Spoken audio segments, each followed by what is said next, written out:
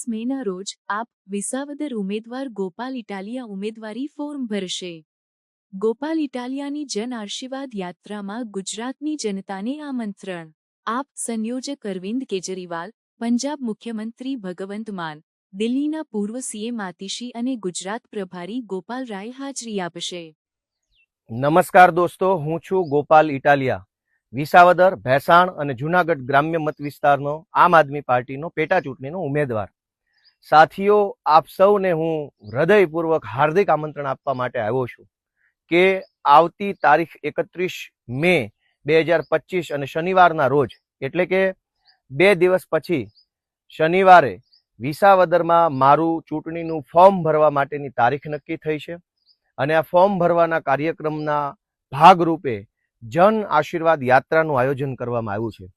આ જન આશીર્વાદ યાત્રા 31મી મે 2025 શનિવારના રોજ સવારે 9:30 વાગ્યે વિસાવદર ખાતે આવેલ સરદાર ચોકથી ચાલુ થશે।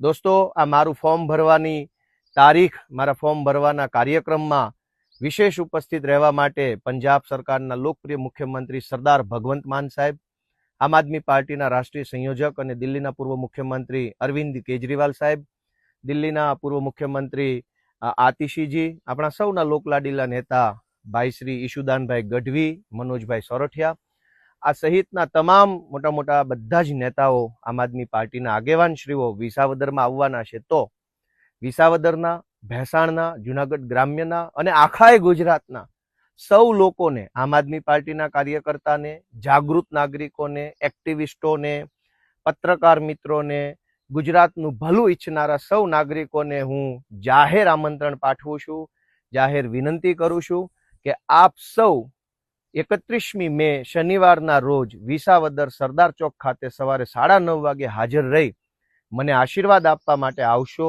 અમારી આમ આદમી પાર્ટીની સંઘર્ષની જે કહાની છે એની અંદર ઐતિહાસિક ઘટનામાં તમે સાક્ષી બનવા આવો એવી હું બધાને વિનંતી કરું છું। તો દોસ્તો, આખા ગુજરાતના તમામ લોકોને મારી 2 હાથ જોડીને વિનંતી છે કે અમને આશીર્વાદ આપવા માટે, અમારું મનોબળ વધારવા માટે, અમને તમારો પ્રેમ આપવા માટે થઈ 1 દિવસની રજા રાખવી પડે તો રજા રાખીને પણ તમે શનિવારે સવારે 9:30 વાગ્યે 31 તારીખે જન આશીર્વાદ યાત્રામાં જોડાવ એવી વિનંતી, એવું નિમંત્રણ। ગોપાલ ઇટાલિયાના। જય શ્રી કૃષ્ણ, જય હિન્દ, જય કિસાન।